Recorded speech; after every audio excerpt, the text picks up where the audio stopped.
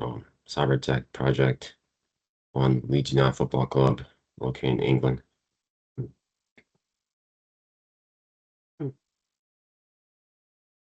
So, so for a brief case summary, um,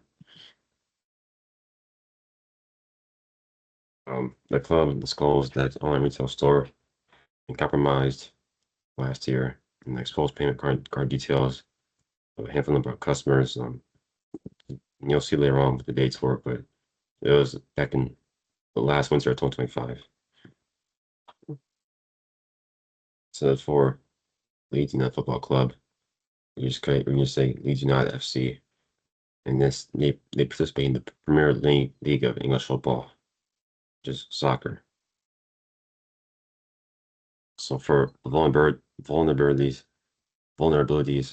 exploited and attackers used supply chain vulnerabilities to deploy MAGA um, and often third-party scripts. This is from often third-party scripts bypassing traditional perimeter defenses. Attackers instill malicious manuscripts into the club's e-commerce payment flow. And this allow them to capture sensitive fields, confidential information that's very personal to people, such as their addresses, card numbers, and expiry dates, as people continue to make purchases. Consequences, impact on the organization and stakeholders. The club was forced to immediately suspend its online store and took a sales switch. Obviously makes sense as, when in life, when it comes to, like comes to clubs, stores, things like that, going through something serious or major, you need to put everything on hold and pause to recoup, rejuvenate, and see what happened, what went wrong, etc. And so, yeah, it's just a no-brainer, which they had to obviously, again, suspend its online store and take a sales. And as before, they rushed in third-party forensic specialists. So again, right here, third-party scripts is how they were attacked, and again, it's because of that. Again, rushed in third-party forensic specialists. They interned into extensive liaison with the UK's Information Commissioner's Office regarding data protection laws. Um, one impact experience was severe.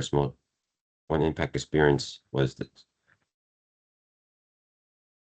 yeah, one impact experience by customers was, as you can obviously assume, emotional distress, potential risk of financial fraud.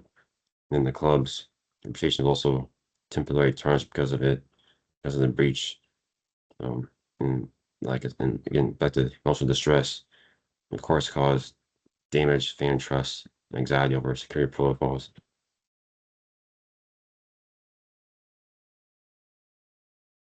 Um, so for early time of the attack, started February 19th of last year, in between 2025 for again, early dates. Um, as the cyber attack was actively executed against the club's retail platform, which was categorized as Megacart ECM attack. Later on the month, so I guess like the last few days of February, um, they discovered online usual activity within their online store, ticketing membership databases.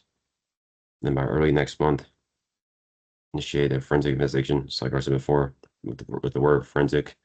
Um, and again, the specialist team to isolate and recover compromised systems or to get them back working so that way they're able to properly function and stuff. And for later dates of the attack and the final dates, um, Leeds United then publicly announced the breach, which was not good, as they should have just done it immediately to notify customers. Then they issued a formal apology, and the club also engaged in the information commissioner's office. Then, a little over a year ago from this month, the club's head of IT and security, Graham Peck, held a webinar with Reflective to share lessons learned from the attack. And because obviously in life, when things negative happen, lessons to be learned, lessons to be taught, and that's very important in this world. It was with the focus on moving from reactive response to proactive client-side web security. For the human weakness is used, a former manager sent staff to watch our teams train before matches, which because of human recognize was used as a physical infiltration of opposition training ground and binoculars. So it's all about like spying on the other teams. And this exposed regulatory and clinical weakness in sports rules at the time.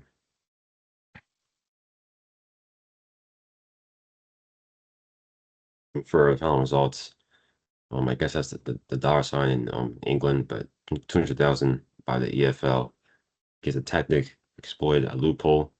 This ended being before a specific 72-hour prohibition rules created.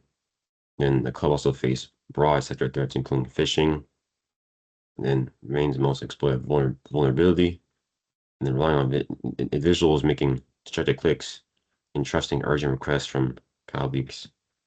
And for analysts of the attack, while Leeds United, an existing incident playbook that outscored management company for their website, initially dismissed the alert as a false alarm, which like things in this world don't happen to you that much. It makes sense to think of certain serious things as like a false alarm because you don't expect it to happen.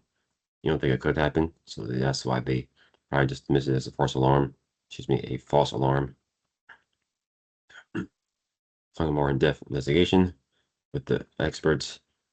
Like I said before, they're actively shut down retail store to purge malicious scripts, to get them out of there, and shift their cybersecurity posture from response to reactive, to proactive client-side monitoring. In addition to Graham Peck holding a web seminar from, like I said, a few slides ago, he spearheaded efforts to implement advanced client-side security solutions, partnering with web security firms like Reflectives, which, is a good thing because that makes sense why it's called Reflectives, as it can help reflect on weaknesses, issues from security stuff, and so this happen again. It's to ensure complete immunity against similar supply chain and further these coming attacks.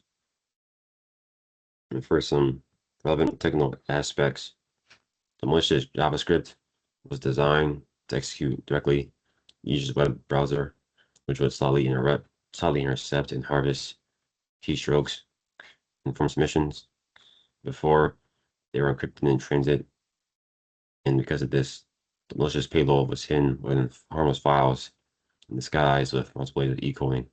So it's like, almost like a conveyor belt or whatever. It's just like you got a whole bunch of one thing and you see a tiny, small piece of something else that's different, and it blends in, helps disguise it. And with multiple layers, multiple things of that, in this case, encoding. For more technical aspects, allowed it to bypass traditional server-side security scanners and stack signature checks. Because the solid nature of the injection meant existing internal tools did not immediately trigger alerts. And the breach was only identified when the UK's National Cybersecurity Center flagged unusual outbound network traffic. And for prevent measures to mitigate similar cyber attacks, implement content security policy when it comes to companies and organizations.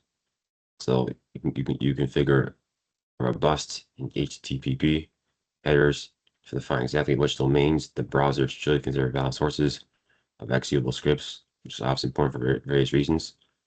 And it also blocks unauthorized data from being withdrawn to malicious server. Utilize sub-resource integrity, ensures that browsers can catch third-party scripts without unexpected manipulation by verifying that the delivered file matches where the expected cryptographic hash, nothing else. And finally, to adopt tokenized payment gateways, excuse me, ensure that the web stores utilize tokenization and third-party payment processors, rather than just directly processing, transmitting, or storing raw card data on internal servers. And for some legal and ethical aspects related to the case, legal precedent, Leeds reached an earlier out-of-court settlement with Everton regarding past PSR rule infractions, as I unfortunately forgot who Burnley is, who Everton is, but we just I think like people that are head of the Premier League soccer club or soccer league, and yeah, again, there's just action that's probably prompted by a landmark case where Burnley successfully sued Everton for financial breaches that hindered the chances of Premier League survival and for sporting integrity, which is important. Um, Ethically, these disputes center on whether clubs that breach financial rules gain unfair competitive advantage, which I mean comes um like having a lot of money. It's almost like I kind of think of it as like college football, where it's like schools that have a lot of money, like money up here, they can outspend for players for teams that are down here, and it's like they just have so much money and resources to where it's just they can get whoever they want. Comes with big name players in the transfer portal, um, and subsequently the depriving rule of buying clubs like Leeds, critical and promotion revenue, and arbitration. Pursuit of these cases takes place through independent Premier League / EFL disciplinary commissions. Clubs attempt to provide quantifiable financial losses directly caused by an opponent's rule breaking. And for some more ethical considerations in responding to the attack, transparent communication. Impact customers must be notified immediately to freeze cards, monitor for fraud, rather than the club prioritizing a public release. There's like a mass email later on, so that way people can know about it ASAP.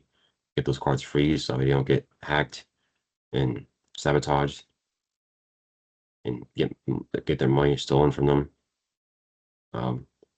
In regulatory compliance and cooperation, management is ethically and legally bound to fully disclose breach parameters to regulate bodies like the UK's